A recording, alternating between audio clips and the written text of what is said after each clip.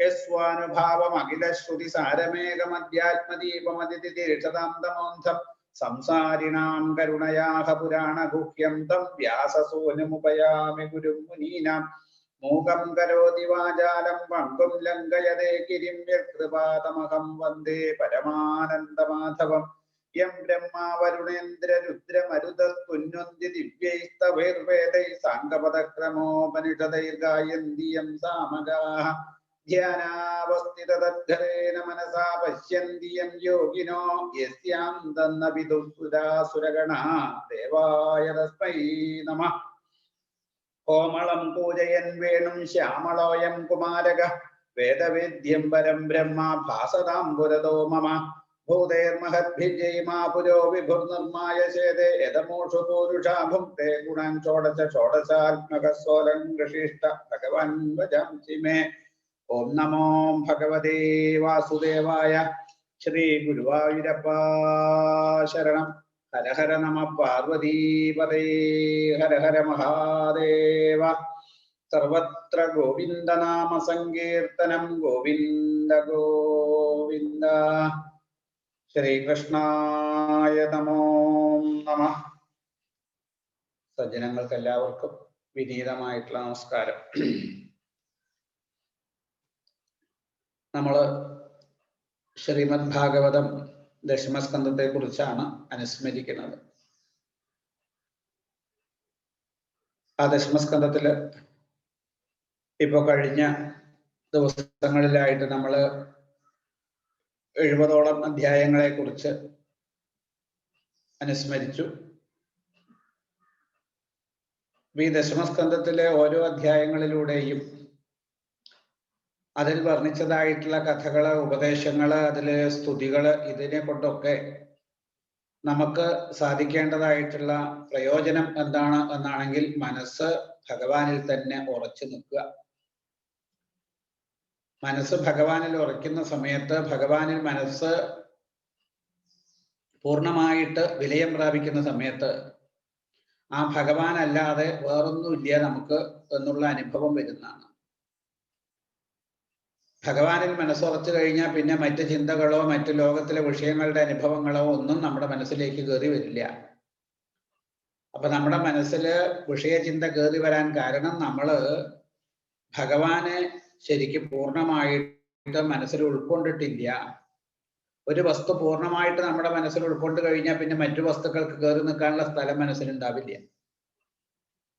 അപ്പൊ ഒട്ടും അതായത് ഗ്യാപ്പൊന്നും കൂടാണ്ട് മനസ്സ് പൂർണ്ണമായിട്ട് ഭഗവാനെ കൊണ്ട് നിറയണം. അപ്പൊ പൂർണ്ണമായിട്ട് ഭഗവാനെ കൊണ്ട് നിറയണ സമയത്ത് പിന്നെ വേറൊന്നും നമ്മളെ അനുഭവിക്കില്ല. അപ്പൊ ആ മനസ്സ് ഭഗവത് സ്വരൂപത്തിൽ ഉറച്ചു നിന്ന്, അല്ലെങ്കിൽ ആ അനുഭവിക്കുന്ന അനുഭവത്തിന്റെ പേരാണ് നിരോധം. ആനന്ദ സമുദ്രത്തിൽ മനസ്സ് ആറാടുന്നതായിട്ടുള്ള ഒരവസ്ഥ. ഭഗവാനിൽ തന്നെ മനസ്സ് നിൽക്കുമ്പോഴാണ്, ഭഗവാനാണ് ആനന്ദ സ്വരൂപൻ, സച്ചിദാനന്ദ രൂപായ.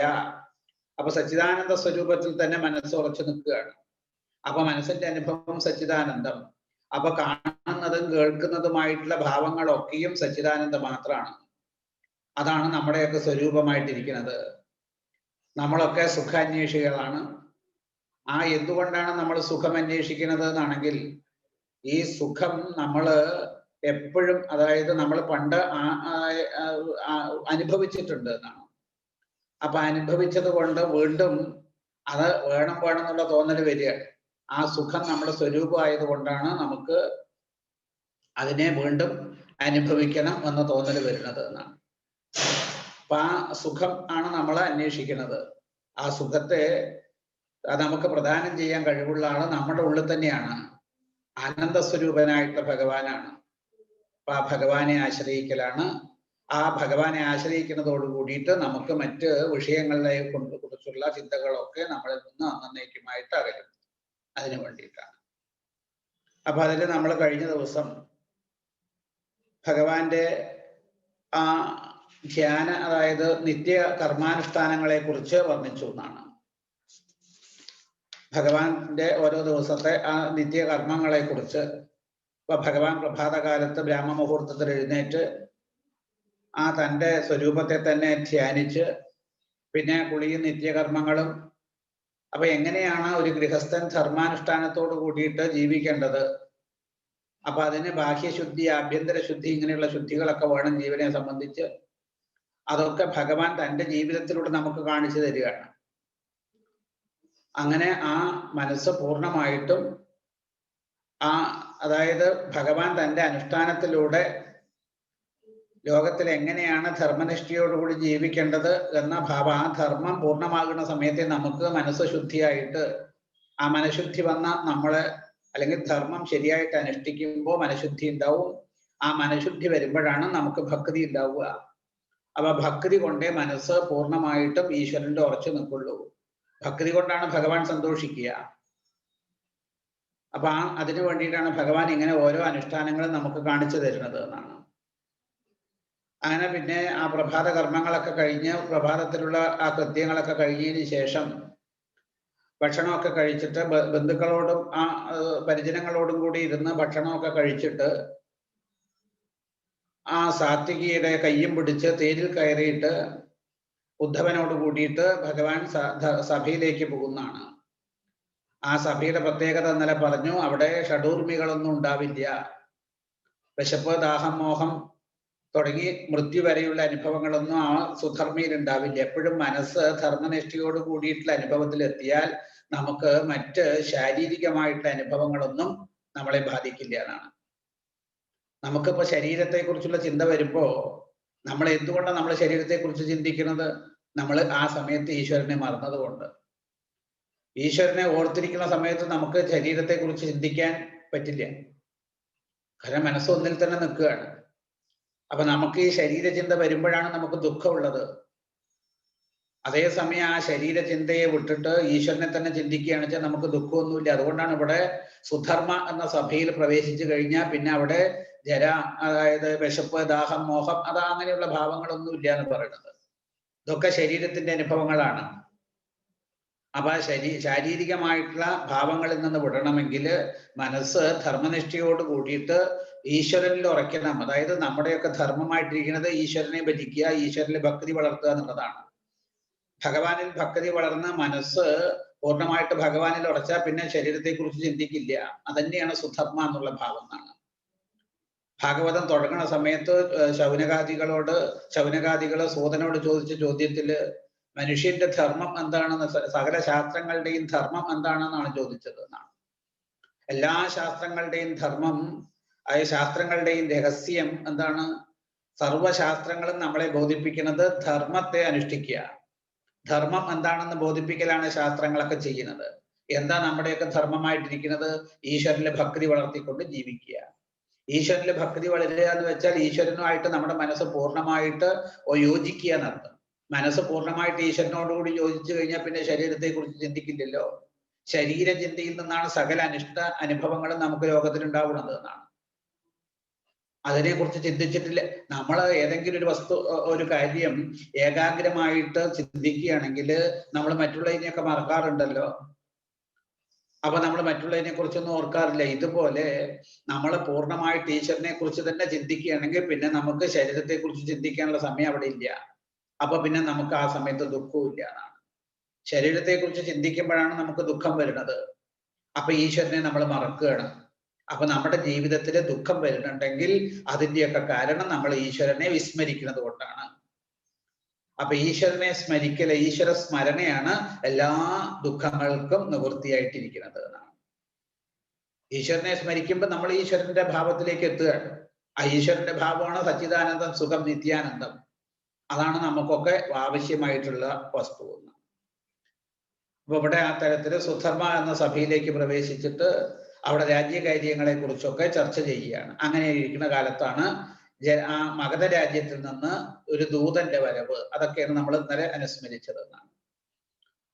ആ ദൂതൻ ജരാസന്ധൻ തടവിൽ പാർപ്പിച്ച 20,800 രാജാക്കന്മാരുടെ അപേക്ഷയും കൊണ്ട് വന്നതാണ്. ഞങ്ങളെ എങ്ങനെയെങ്കിലും ഈ തടവിൽ നിന്ന് രക്ഷിക്കണം. ഇപ്പോ വല്ലാത്ത ദുഃഖത്തിലാണ് എന്നാണ്. അപ്പൊ ഈ സംസാരത്തിൽ നിന്ന് തന്നെ രക്ഷിക്കണം എന്നുള്ള ഭാവത്തിലാണ് ഈ രാജാക്കന്മാര് ദൂതനെ അയച്ചിരിക്കുന്നത്. അപ്പോഴാണ് ആകാശമാർഗത്തിൽ നാരദ മഹർഷി അവിടെ വരുന്നത്. നാരദൻ പറഞ്ഞു, ആ ധർമ്മപുത്രാദികൾക്ക് പാണ്ഡവന്മാർക്ക് രാജസൂയം നടത്തണമെന്ന് മോഹമുണ്ട്. രാജസൂയത്തിലൂടെ ഭഗവാന്റെ പ്രത്യക്ഷ ദർശനം സാധിക്കുക വഴി ഒരുപാട് ജീവന്മാർക്ക് അത് പ്രയോജനത്തെ ചെയ്യും. ത്രൈലോക്യത്തിന് മുഴുവൻ പ്രയോജനത്തെ ചെയ്യുന്നതാണ്. കാരണം ഭഗവാന്റെ പ്രഭാവം എന്താണ്? ഭഗവാന്റെ തിരുനാമം ജപിക്കുന്ന അന്ത്യജൻ പോലും ശുദ്ധനായിട്ട് തീരും. ആ നിലയ്ക്ക് രാജസൂയത്തില് ഭഗവാനെ പ്രത്യക്ഷമായിട്ട് ദർശിക്കാൻ ദേവന്മാര് മുതൽ അന്ത്യജന്മാര് വരെയുള്ള ആൾക്കാർ അവിടെ ഉണ്ടാവും. അവർക്കൊക്കെ ഭഗവാന്റെ ദർശനം ലഭിക്കുക വഴി അവർക്കൊക്കെയും ഉത്കൃഷ്ടമായിട്ടുള്ള അനുഭവമാണ് ഉണ്ടാവുക. അപ്പൊ നോക്കൂ, ധർമ്മപുത്രൻ രാജസൂയം നടത്തുന്നത് തന്റെ കേമത്വം കാണിക്കാനല്ല, ഭഗവാന്റെ പ്രഭാവത്തെ ലോകത്തിന് കാണിച്ചു കൊടുക്കാൻ വേണ്ടിയിട്ടാണ്. ഭഗവാനെ ആശ്രയിക്കുന്നത് വഴി നമുക്ക് ഈഹത്തിലെ ജീവിതവും ധന്യമായിട്ട് തീരും, പരത്തിന് ഗതിയും കിട്ടും. അതാണ് കാണിച്ചു തരുന്നത്. അപ്പൊ ധർമ്മപുത്രരുടെ ഈ ഒരു ഭാവം കൊണ്ട് തന്നെ ആ യാഗം വിധിച്ചു എന്ന് പറയാം. കാരണം ധർമ്മപുത്രര് തന്റെ കേമത്വം കാണിക്കാൻ വേണ്ടിയിട്ടല്ല യാഗം നടത്തിയത്, ശ്രീകൃഷ്ണ ഭഗവാന്റെ മാഹാത്മ്യത്തെ ലോകത്തിന്. കാരണം ഭഗവത് മാഹാത്മ്യങ്ങള് ലോകത്തിൽ പ്രചരിച്ചു കഴിഞ്ഞാൽ അത് ലോകത്തെ തന്നെ ശുദ്ധീകരിക്കുന്നതാണല്ലോ. നമ്മുടെ മാഹാത്മ്യങ്ങളൊക്കെ അതിനൊക്കെ ഒരു പരിധിയുണ്ട്, അത് നമ്മൾ എല്ലാം ദുഷിപ്പിക്കുകയുള്ളൂ എന്നാണ്. നമ്മൾ സ്വയം പുകഴ്ത്തല് അത് അങ്ങനെയുള്ള കാര്യങ്ങളൊക്കെ നമ്മൾ അധികം, എപ്പോഴും എൻ്റെ ഗുരുനാഥൻ പറയും, നമ്മൾ രണ്ട് കാര്യത്തിനാണ് നാവ് തുറക്കുക, നാവ് അനക്കുക. എന്താ? ഒന്ന് നമ്മുടെ കേമത്വം പറയാൻ, അല്ലെങ്കിലോ മറ്റുള്ളവരുടെ കുറ്റം പറയാൻ. ഇത് രണ്ടും കുഴപ്പമുണ്ടാക്കുന്നതാണ്. ഇതാണ് ഇപ്പൊ നമ്മളെ കുറിച്ച് പറയണത്. ഇവിടെ ധർമ്മപുത്രര് ഭഗവാനെ കുറിച്ചാണ് പറയാൻ പോണത്. ഭഗവാന്റെ മാഹാത്മ്യാണ് ലോകത്തിന് കാണിച്ചു കൊടുക്കാൻ പോണത്.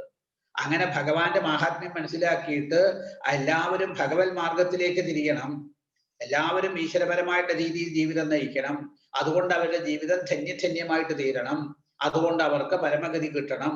ഇതൊക്കെയാണ് ധർമ്മപുത്രരുടെ മനസ്സിലിരിപ്പ്. അപ്പോഴാണ് നാരദ മഹർഷി ഇങ്ങനെ ചെയ്യണം, ധർമ്മപുത്രർക്ക് രാജസൂയം നടത്തണമെന്ന് മോഹമുണ്ട്, അത് അവിടുന്ന് തന്നെ ചെന്ന് നടത്തി കൊടുക്കണം. ഇപ്പൊ ഇത് കേൾക്കുന്ന ആളുകൾക്ക് രണ്ട് സംഗതിയാണ്. ഒന്ന്, ഞാൻ മഗധ രാജ്യത്തിലെ രാജാവായിട്ടുള്ള ജരാസന്ധനെ കൊന്നിട്ട് രാജാക്കന്മാരെ മോചിപ്പിക്കണം, അതൊരു സംഗതി. മറ്റത് പാണ്ഡവന്മാരുടെ രാജസൂയം, ധർമ്മപുത്രരുടെ രാജസൂയ യാഗം നടത്തി കൊടുക്കണം. രണ്ടിനും ഭഗവാൻ തന്നെ മുൻകൈ എടുക്കണം. അപ്പൊ ഇത് രണ്ട് സംഗതിയാണ്. അപ്പൊ ഭഗവാന് തോന്നിയിട്ട് ഏത് കാര്യമാണ് ആദ്യം ചെയ്യേണ്ടത്? ഭഗവാൻ അറിയാത്തതൊന്നുമല്ല. പിന്നെയോ, ഇപ്പോ ഭഗവാൻ ഒരു സ്ഥാനത്തിരിക്കുന്നുണ്ടെങ്കിൽ അവിടെ അപ്പുറത്ത് ഉദ്ധവനെ പ്രധാനമന്ത്രിയായിട്ട് ബുദ്ധിസത്തമനായിട്ടുള്ള ഉദ്ധവനെ നിയമിച്ചിട്ടുണ്ട്. അപ്പൊ ഇങ്ങനെയുള്ള കാര്യങ്ങളിലൊക്കെ രാജാവിനെ സഹായിക്കേണ്ടത്, മന്ത്രം കൊണ്ട് ത്രാണനം ചെയ്യേണ്ടത് മന്ത്രിയുടെ ചുമതലയാണ്. അപ്പൊ ഈ തരത്തില് ആ ഭഗവാൻ തന്നെ അവിടെ വെച്ച് പറഞ്ഞു, ഇത് രണ്ടും തുല്യ പ്രാധാന്യമുള്ള സംഗതികളായിട്ടാണ് തോന്നുന്നത്. ഇതിലേതാണ് ആദ്യം നടത്തേണ്ടത് എന്ന് ആ മന്ത്രിയായിട്ടുള്ള ബുദ്ധിസത്തമനായിട്ടുള്ള ഉദ്ധവൻ തന്നെ പറയട്ടെ എന്നാണ്. ഉദ്ധവൻ പറഞ്ഞു കഴിഞ്ഞാൽ പിന്നെ അതിൽ രണ്ട് വാക്കില്ല, അതെല്ലാവർക്കും അംഗീകരിക്കേണ്ടതായിരിക്കും. എല്ലാവരും അദ്ദേഹത്തിന്റെ വാക്കിനെ മാനിക്കുന്നതുമാണ്. അപ്പൊ ഉദ്ധവൻ പറഞ്ഞ അത് തീർപ്പായി തീർന്നു എന്നാണ്. ഭഗവാൻ പറഞ്ഞു, അങ്ങ് നല്ല ആ ബുദ്ധിസത്തമനാണ്, അങ്ങ് പറഞ്ഞു കഴിഞ്ഞാൽ അതില് അഭിപ്രായ വ്യത്യാസം വരില്ല, അതുകൊണ്ട് അങ്ങ് പറയൂ ഇതിലേത് കാര്യമാണ് ആദ്യം ചെയ്യേണ്ടത്. ഇങ്ങനെ വേണം ഒരു രാജാവ് മന്ത്രി, ആ മന്ത്രിക്ക് ആ സ്ഥാനം കൊടുക്കണം എന്നാണ്. നോക്കി, ഇനിയിപ്പോ മന്ത്രി പറയാൻ പോണത് എന്താ?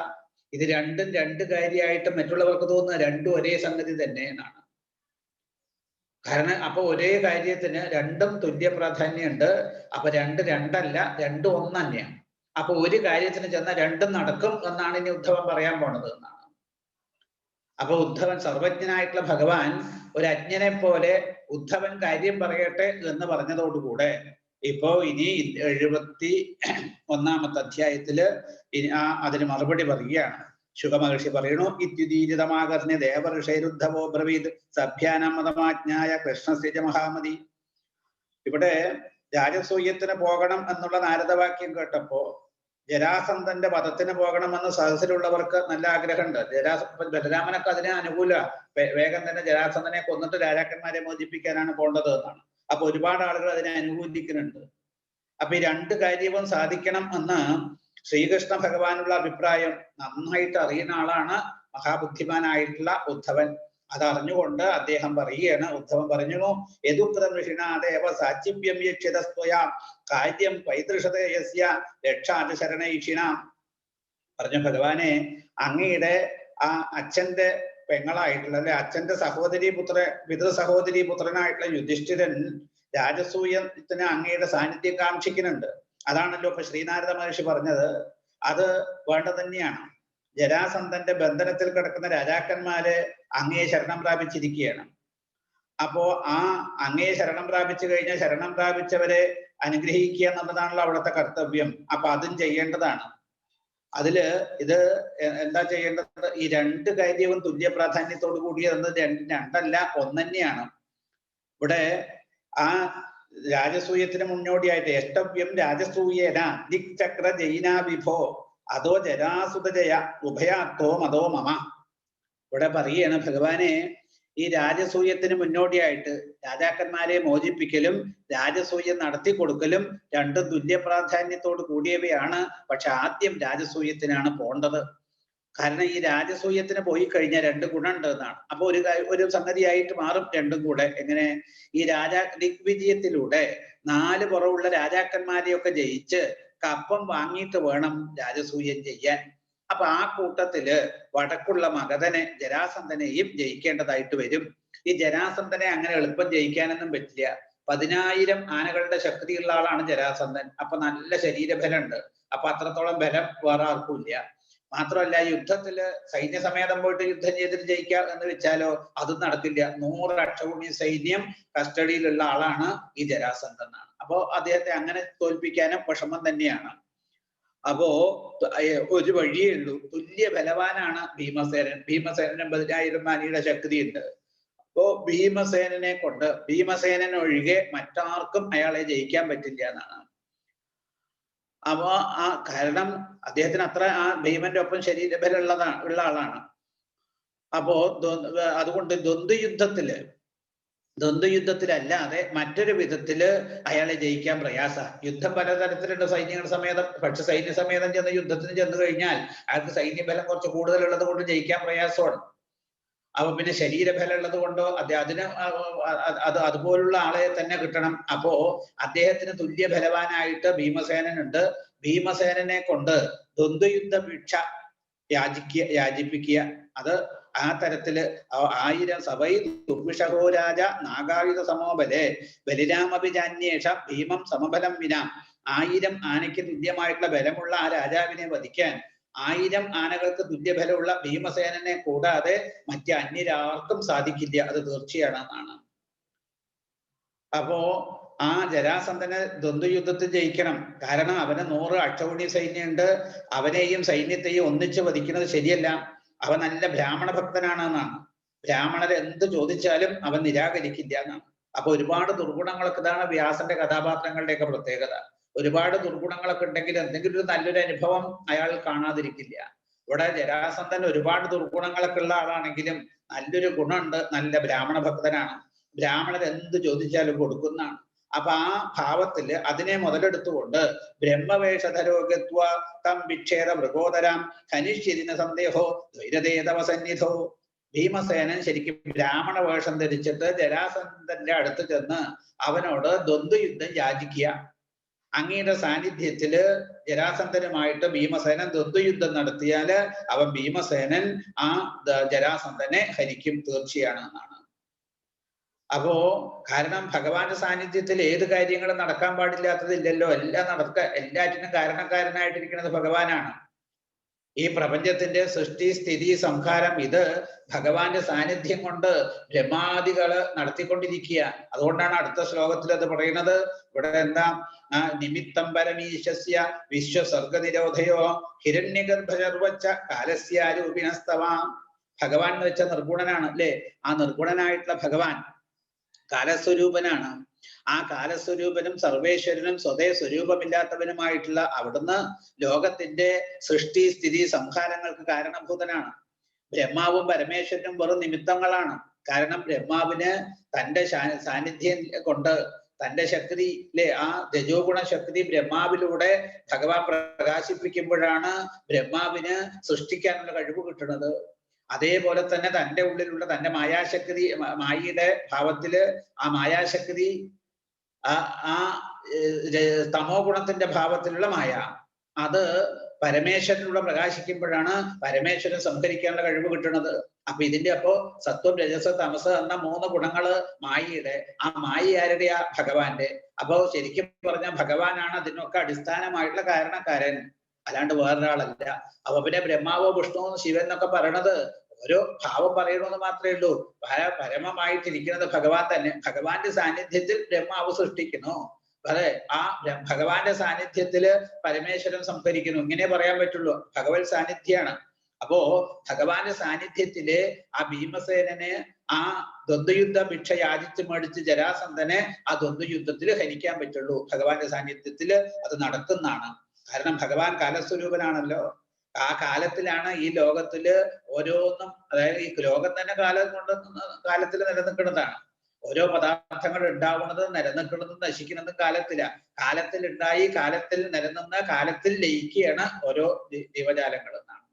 അപ്പൊ ആ കാലസ്വരൂപനായിട്ട് ഭഗവാന്റെ സാന്നിധ്യത്തിലാണ് ഈ കാര്യങ്ങളൊക്കെ നടക്കുന്നത് എന്നാണ്. അപ്പോ എല്ലാവർക്കും ഈ പേടിയുള്ളത് എന്താ? ഈ കാലത്തിനെ തന്നെയാണ്. നമുക്കൊക്കെ ഈ കാലത്തിനെ തന്നെയാണ് പേടി എന്നാണ്. കാലമാണ് നമ്മളെ ആരും അറിയാത്ത വിധത്തില് പിന്നിൽ നിന്ന് ഇങ്ങനെ ബാധിച്ചുകൊണ്ടിരിക്കുന്നത് എന്നാണ്. ഇപ്പൊ ബ്രജനോപാഖ്യാനത്തിൽ പറയുന്നുണ്ട് ആ തത്വത്തെ കുറിച്ച് എന്നാണ്. ആ കാലം നമ്മളെ പിന്നിൽ നിന്ന് ഇങ്ങനെ ആക്രമിക്കുകയാണ്. അപ്പോ ഇവിടെ ഗജേന്ദ്രനെ ഭഗവാൻ പിൻകാലിൽ ചെന്ന് മുതല പിടിച്ചു എന്നാണ് പറയുന്നത്. എന്താ ഈ മുതല കാലമാണ്. ഇത് പിൻകാലില പിടിക്കുക. കാരണം മുൻപിലൂടെ നമുക്കത് കഴിയില്ല. അത് പിന്നിൽ, കാരണം നമ്മൾ അറിയാണ്ടെയാണ് നമ്മൾ കാലത്തിന്റെ ബാധയിൽ പെട്ടുപോകുന്നത് എന്നാണ്. നമ്മൾ അറിഞ്ഞുകൊണ്ടല്ല. നമ്മള് ആ കാലത്തിന്റെ ബാധയിൽ നിന്ന് രക്ഷപ്പെടാൻ വേണ്ടി ശ്രമിക്കുന്നുണ്ട്, പക്ഷെ പെടില്ല. നമ്മളെ ആ കാലം പിന്തുടർന്നുകൊണ്ടേയിരിക്കുന്നുണ്ട് എന്നാണ്. അപ്പൊ ഇവിടെ കാലസ്വരൂപനാണ് ഭഗവാൻ. ആ കാലസ്വരൂപനായിട്ടുള്ള ഭഗവാനാണ് പ്രപഞ്ചത്തില് ഓരോ പദാർത്ഥങ്ങളെയും സൃഷ്ടിക്കുന്നതും രക്ഷിക്കുന്നതും സംഭരിക്കുന്നതും. അപ്പൊ കാലസ്വരൂപനായിട്ടുള്ള ഭഗവാന്റെ മുമ്പില് നടക്കാത്തതായിട്ട് യാതൊന്നുമില്ല എന്നാണ്. കാലമാണ്. നമുക്ക് ഇപ്പൊ കാലം എന്ന് കേട്ടാൽ വലിയ പേടിയൊന്നും തോന്നില്ല. പക്ഷെ അതിന്റെ അപ്പുറത്തൊരു എന്നുള്ള ആ ഒരു ഭാവം കൂടെ വന്നു കഴിഞ്ഞാൽ അതാണ് ആ കാലം തന്നെയാണ് കാലമായിട്ടിരിക്കുന്നത് എന്നാണ്. അപ്പൊ അതിനെയാണ് നമ്മളൊക്കെ ഭയപ്പെട്ടുകൊണ്ടിരിക്കുന്നത് എന്നാണ്. അപ്പൊ ഇവിടെ ആ രൂപരഹിതനും കാലസ്വരൂപനും ഈശ്വരനുമായിരിക്കുന്ന നെന്തിരുവടിയുടെ ലോക സൃഷ്ടി സംഹാരങ്ങളില് ബ്രഹ്മാവും പരമേശ്വരനും ഒക്കെ ഒരു നിമിത്തം മാത്രമാണ്. അപ്പോ അതിനൊക്കെ കാരണക്കാരൻ ഭഗവാനാണ് അല്ലേ? ഭഗവാൻ ഗീതയിൽ പറഞ്ഞിട്ടുണ്ടല്ലോ, നിമിത്ത മാത്രം ഭവസവ്യസാചിൻ. ഈ നിമിത്തം മാത്രമാണ്. അപ്പൊ നമ്മളെയൊക്കെ നിമിത്തമായിട്ട്, അല്ലെങ്കിൽ ഭഗവാൻ കാലത്തെ നിമിത്തമാക്കിയിട്ടാണ് പ്രപഞ്ചത്തെ സൃഷ്ടിച്ചത് എന്ന് നേരത്തെ പറഞ്ഞിട്ടുണ്ട്. അപ്പൊ അതൊക്കെ ഈ കാര്യങ്ങളില് നമുക്ക് മനസ്സിലാക്കാൻ, അതായത് ചിന്തിക്കേണ്ട കാര്യങ്ങളാണ്. കാലത്തെ നിമിത്തമാക്കിയിട്ട്, അപ്പൊ കാലത്തിലാണ് ഈ സൃഷ്ടി, കാലത്തിലാണ് അതിന്റെ നിലനിൽപ്പ്, കാലത്തിലാണ് അതിന്റെ ലയം. ആ കാലത്തിന്റെ ആളാരാ? കാലകാലനായിട്ടുള്ള ഭഗവാൻ. കാലത്തെ നിയന്ത്രിക്കുന്ന ആള് കാലാതീതനായിട്ടുള്ള കാലകാലനായിട്ടുള്ള ഭഗവാനാണ്. അപ്പൊ ഇവിടെ ഗായന്തി ദേവി ശതകർമ്മഗൃഹേഷു ദിവ്യോ രാജ്ഞാം സ്വശത്രുപദം ആത്മവിമോക്ഷണം ച ഗോപ്യച്ച കുഞ്ചരപതേ ജനകാത്മജായ പിത്രോച്ച ലഭ്യശരണ മുനയോ വയം ച. ഇവിടെ ജരാസന്ധൻ തടവിലാക്കിയിട്ട രാജാക്കന്മാരുടെ പത്നിമാരുണ്ടല്ലോ, അവരൊക്കെ അവരവരുടെ വീട്ടുകളിൽ ഇരുന്നിട്ട് എപ്പോഴാണോ രാജാക്കന്മാര് ദൂതനെ ശ്രീകൃഷ്ണ ഭഗവാന്റെ അടുത്തേക്ക് അയച്ചത്, അതോടുകൂടെ ആ രാജാക്കന്മാരുടെ പത്നിമാര് തങ്ങളുടെ ഭർത്താക്കന്മാരുടെ ആ മോചനം അങ്ങയുടെ ലീലയാണ് എന്ന് പറഞ്ഞ് ഭഗവാന്റെ അടുത്തേക്ക് ദൂതനെ അയച്ചതോടുകൂടി അവരുടെ ഭർത്താക്കന്മാരൊക്കെ ജരാസന്ധ തടവിൽ നിന്ന് രക്ഷപ്പെട്ടു എന്നുള്ള ഭാവത്തിലാണ് അങ്ങയുടെ ലീലയെ പാടി പുകഴ്ത്തുന്നത് എന്നാണ്. എന്താ ഈ പറഞ്ഞതിന്റെ അർത്ഥം? നമ്മൾ മനസ്സുകൊണ്ട് ഭഗവാനെ ആശ്രയിച്ചു കഴിഞ്ഞാൽ തീർച്ചയായിട്ടും ആ ഭഗവത് ആശ്രയം കൊണ്ട് നമ്മുടെ കാര്യങ്ങൾ സാധിക്കുന്നതാണ്. മനസ്സുകൊണ്ട് തീരുമാനിച്ചാൽ മതി, ഞാൻ ഭഗവാനെ ആശ്രയിക്കുന്നു, എന്നാ എന്റെ കാര്യങ്ങളൊക്കെ ഭഗവാൻ. അപ്പൊ അവര് ജരാസന്ധന്റെ തടവിൽ നിന്ന് ഞങ്ങളെ രക്ഷിക്കണേ എന്ന് പറഞ്ഞ് സന്ദേശം കൊടുത്ത് ആ ദൂതനെ അയച്ചതോടുകൂടി അവർ രക്ഷപ്പെട്ടു കഴിഞ്ഞു. കാരണം അവർ ഭഗവാനെയാണല്ലോ ആശ്രയിച്ചിരിക്കുന്നത്. ഭഗവാനെ ആശ്രയിച്ചു കഴിഞ്ഞാൽ നടക്കാത്തതായിട്ടൊന്നുമില്ല. കാരണം ഭഗവാനാണല്ലോ കാലത്തിന്റെ ഒക്കെ സ്വരൂപത്തിലിരിക്കുന്ന, കാലസ്വരൂപനായിട്ടിരിക്കുന്ന ആള്. അപ്പോ ഭഗവാനെ ആശ്രയിച്ചു കഴിഞ്ഞാൽ ആ ഏത് കാര്യവും നമുക്ക് അതിന്റെ പൂർണ്ണമായിട്ടുള്ള ഫലത്തെ തരണമെങ്കിൽ ഈശ്വരനെ ആശ്രയിച്ചുകൊണ്ട് ഈശ്വര സ്മരണയോട് കൂടിയിട്ട് നമ്മൾ ആ കർമ്മത്തിൽ വ്യാപരിക്കുമ്പോഴേ അതിന്റെ ഫലം പൂർണ്ണമായിട്ട് കിട്ടുള്ളൂ. പിന്നെ അർജുനന്റെ കഥ പറയുന്നതിന്റെ കുറച്ച് കഴിഞ്ഞാല് അർജുനൻ ബ്രാഹ്മണന്റെ കുട്ടികളെയൊക്കെ രക്ഷിക്കാൻ, സന്താനഗോപാലത്തിൽ ബ്രാഹ്മണന്റെ കുട്ടികളെയൊക്കെ രക്ഷിക്കാന്ന് വാക്ക് കൊടുത്തു. പക്ഷെ അർജുനന് കഴിഞ്ഞു. ഭഗവാന്റെ സാന്നിധ്യം കൊണ്ട് മാത്രമേ അർജുനന് ഈ ബ്രാഹ്മണന്റെ കുട്ടികളെ രക്ഷിക്കാൻ പറ്റുന്നുള്ളൂ. അപ്പൊ അത് ആ സന്താന ഗോപാലത്തില് ആ ഭാവത്തെ ശരിയായിട്ട് മനസ്സിലാക്കി തരികയാണ് ഭഗവാൻ നമുക്ക് ചെയ്യുന്നത് എന്നാണ്. അപ്പൊ ഭഗവാന്റെ സാന്നിധ്യം കൊണ്ട് ഏത് കർമ്മവും പൂർണ്ണമായിട്ടുള്ള അനുഭവത്തെ തരുള്ളൂ, അല്ലെങ്കിൽ അത് തരില്ല എന്നാണ്. എൽക്കിഞ്ചിൽ പൗരുഷം പുംസാം മേനെ കൃഷ്ണാനുകമ്പിതം. ഈ കാര്യമാണ് സന്താന ഗോപാലത്തില് ബോധിപ്പിക്കുന്നത് അർജുനനെ കൊണ്ട്. അപ്പൊ ഭഗവാന്റെ കാരുണ്യം കൊണ്ടാ. അപ്പൊ ഭഗവാനെ അവരെ ആശ്രയിച്ചതോടുകൂടി അവര് ശരിക്ക് ആ കാരാഗ്രഹത്തിൽ നിന്ന് മോചിക്കപ്പെട്ടിരിക്കുന്നു. അതിനെ പാടി പുകഴ്ത്തുകയാണ് അവരുടെ പത്നിമാര് എന്നാണ്. അപ്പൊ അതോടുകൂടി അവര് ഭഗവാനെ ആശ്രയിച്ചതോടുകൂടി ആ കാര്യം സാധ്യമായി, സഫലമായി തീർന്നു എന്നാണ് പറഞ്ഞതിന്റെ അർത്ഥം. അതുപോലെ തന്നെ മറ്റുള്ളവര്, അതായത് ആ ജരാസന്ധന നിഗ്രഹമാണ് രാജാക്കന്മാരുടെ ഭാര്യമാര് പാടിപ്പൊഴുത്തിക്കൊണ്ടിരിക്കുന്നത്. അതുപോലെ അവരുടെ ഭർത്താക്കന്മാരുടെ മോചനവും, അതുപോലെ തന്നെ ഭഗവാന്റെ സമീപത്തേക്ക് ദൂതനെ അയച്ചതോടുകൂടി ജരാസന്ധന്റെ വധവും രാജാക്കന്മാരുടെ മോചനവും കഴിഞ്ഞ പോലെയാണ് രാജ്ഞിമാര് കരുതുന്നത് എന്നാണ്. അതുപോലെ ഗോപികള് ശംഖചൂടനെ കൊന്ന് അവരെ മോചിപ്പിച്ചതിനെ പാടി സ്തുതിച്ചുകൊണ്ടിരിക്കുകയാണ്. അത് ഭഗവാന്റെ ലീലയാണല്ലോ. പിന്നെ മഹർഷിമാരും ശരണാഗതരായിട്ടുള്ള ഉദ്ധവൻ തുടങ്ങിയിട്ടുള്ള ഞങ്ങളെപ്പോലുള്ള ഭക്തന്മാരും മുതലയിൽ നിന്ന് ഭഗവാൻ ഗജേന്ദ്രനെ രക്ഷിച്ചതും, രാവണനെ വധിച്ച് സീതയെ മോചിപ്പിച്ചതും, കംസനെ കൊന്ന് അച്ഛനമ്മമാരെ രക്ഷിച്ചതുമായിട്ടുള്ള അങ്ങയുടെ ലീലകളെ പാടിപ്പുകഴ്ത്തിക്കൊണ്ടാണ് ഇരിക്കുന്നത്. അപ്പോ എല്ലായിടത്തും ആ ഭഗവൻ ലീലകൾ മാത്രമാണ്. ഭഗവാനാണ് എല്ലാറ്റിനും അടിസ്ഥാനമായിട്ടിരിക്കുന്നത്. രക്ഷിക്കുന്നതൊക്കെ ഈശ്വരൻ, രക്ഷിക്കുന്നതും ശിക്ഷിക്കുന്നതും ഒക്കെ ഈശ്വരനാണ്. അതുകൊണ്ട് ആദ്യം രാജസൂയത്തിന് പോകുകയാണ് വേണ്ടത് എന്നാണ് ഇപ്പോ ഉദ്ധവന്റെ അഭിപ്രായം എന്നാണ്.